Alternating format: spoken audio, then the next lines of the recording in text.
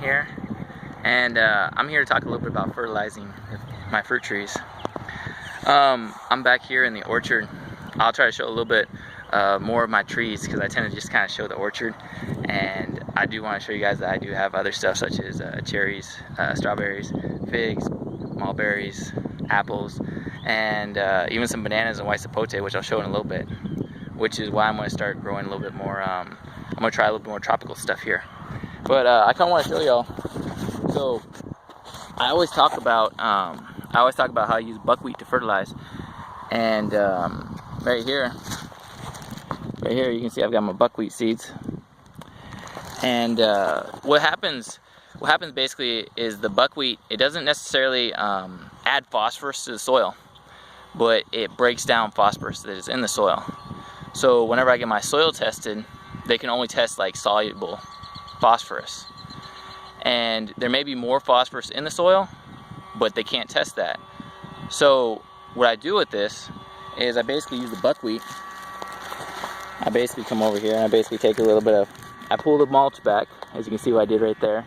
This is my Arctic Queen right here, and then I just kind of sprinkle a little bit of the buckwheat seeds in here, and you can see I've got my little watering hose right here, which would be important if I'm going to take a little bit of soil away. And then right here, so if you look at this right here, you see those three numbers right there. The first number is going to be your nitrogen, which promotes green, vigor, a lot of growth, not really much fruiting wood. The second number, which you can see I've got the 6 on, that is going to produce phosphorus. Phosphorus increases blooms and it increases root growth. And then third number is potassium, and that basically it helps the tree with disease prevention and kind of fruit size. So I've always liked the second number the best, and I'm low on that. And if you look at these numbers, what these numbers mean is this right here is 2%, that's 6%, and this is 1%. So in this bag, it is 2%.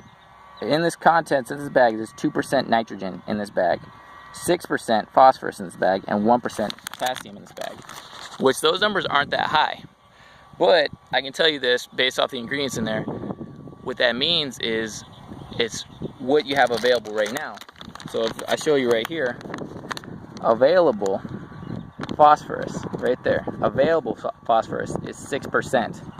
There may be more phosphorus in this, but I can only use 6% right away.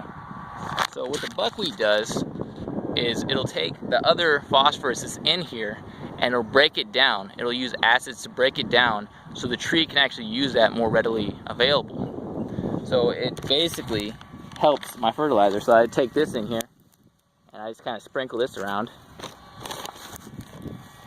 I go both sides, all where I had the buckwheat, and then I just cover it up again. You can see I had to pull the weeds out.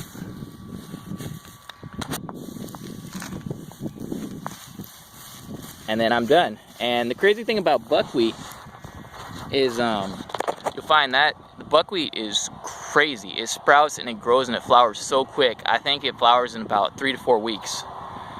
It's super fast growing. One of the fastest things I've seen to grow from seed to flower. And that right there will help. It'll help put more phosphorus around my tree, so my tree can then soak that up and hopefully help it build fruiting wood and help it with the fruiting means.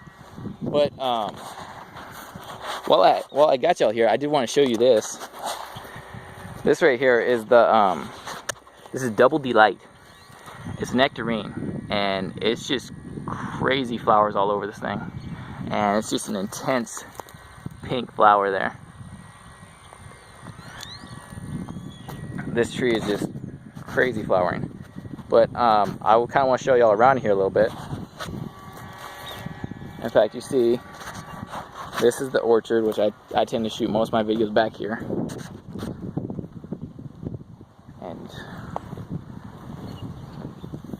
you just kind of see that right there. It goes all the way to that side. And right across from it right here, these are my cherries. I haven't had any cherries yet, so I don't normally talk about them. But you can see I'm starting to get some flowers here. This is This is Royal Lee. You can see he's got some flowers on him. I'm not going to receive any fruit this year because he doesn't. Mini Royal and Royal Lee don't cross at the same time around here. And you can see right there, those are my grapes. I switched from horizontal trellis to a vertical trellis this year. And they're, you can see I got a little bit of frost damage from them, from when we got that little cold spurt there. But they're fleshing back, they're growing good. And then my pond, you can see all my fish in there. And then if I take you over here, it's not really cleaned up right now. But I've got my strawberries right over here because in Texas here, I tried planting them on the other side of my house, which receives full sun, because everybody says you need full sun for strawberries.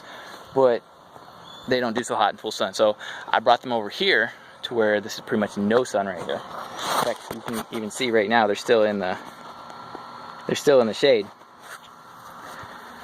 And you can see I've got some flowers on them. I really need to clean up this area a little bit, but they're spraying around in here.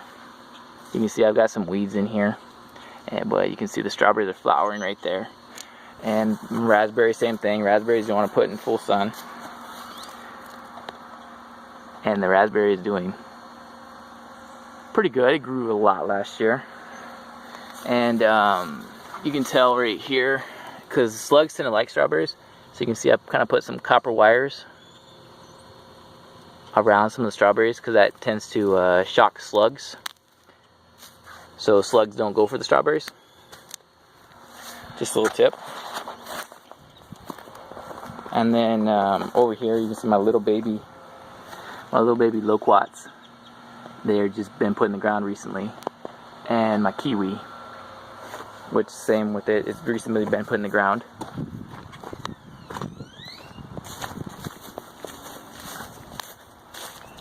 And here are my bananas. Now, so what I did for these was I put all that grass you see behind the grass, I put that all around the bananas. I did the cage and I did the stakes, and I put that all around the bananas to cover the banana, so I didn't have so it didn't freeze. I did that with both my little bananas right here. This is a blue ice cream banana. You can see he's growing a little bit right there. And then this one, I'm not quite sure. It's just a yellow banana is what he told me. But they're both doing well, and they both survived the winter. So that's a huge plus for me. And then you can see my apples and my persimmons along the front here.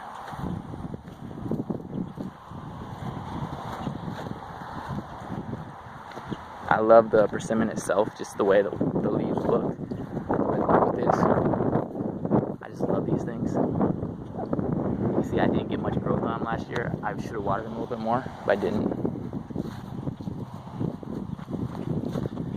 And then if I take you around to the side of the house here, this is where I failed with the strawberries and stuff. Strawberries, raspberries didn't grow so hot over here. But you can see I got my mulberries right here. Mulberry, here's my fig. And I've got some lettuce right here. Lettuce, cabbage, and another mulberry. Pomegranate. There's another pomegranate right there, which this is a Pakistan. He had a little bit of trouble for the freeze. You see the only growth I have really on him is way down here at the base. Just right down there. And then the new tree I'm really excited about. I just put him in the ground recently. My white sapote. And you can see he's still doing okay. I expected a little bit of transplant shock, but it doesn't look like he did too bad there. And my apples did not, as I thought they were going to survive the little frost we got, but they did not actually do so well. They fell off. And in fact, I'll take you back there real quick, and I'll show you some of the fruits that I have right now. All right, so we're back out here, and check out this. This right here is my splash, and it's a pluot. You can see it's got some fruit on it right here. And I thought, these all look good. You can see that little guy's getting pretty big right over here where my finger is. And I know I saw some on my Dapple Supreme over here. Look at that right in there. He's got a few right there. And that's exciting. I love this piece of fruit. My burgundy, you can see he's got some. He's always loaded every time. And this one is really exciting right here. This is the Sweet Treat Blueberry. Let me see if I can get in here without disturbing the fruit. Look at that. Can I focus it right? I see where my finger is. Right there. See that? That's exciting. I also do have some. Well, you can see how you can kind of see where the trees are disturbed there at the base. That's where I've been pulling back the mulch. And I've been putting the fertilizer on there. Like, there's a Flavor King right there. See that one right there? Sorry, Flavor Grenade. Sorry. The Flavor Kings are over here. And these are both Pluots. And I know he's got some on him. Probably need to come from this side. I saw one earlier. Oh, look, there's a big one right there. Right there.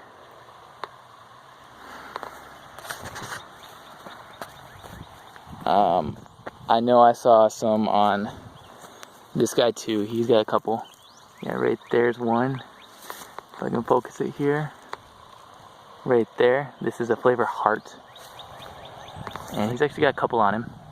I had to, I went ahead and watered this last week, this area, because I didn't want to stress out the fruit. Because first thing is, if the trees start to get a little stressed, the first thing they'll do is they'll drop the fruit. And so I went ahead and watered it last week. I think we got some rain supposed to come tomorrow. So if I don't get any rain tomorrow, I'll probably try to water it a little bit this weekend to set my buckwheat and get the fertilizer mixed in there and just kind of give it a little bit more water to help it out with the fruit set. But I thank you guys for watching. I'm sorry I made a little bit longer video here, but I kind of want to go over a few things. So definitely thank you for watching. Feel free to subscribe. I appreciate that. Like the video, comment, and until next time, thank you. I'll try to make some shorter videos if you prefer those. I might try to break some of these up in shorter videos. But till next time, thank you guys.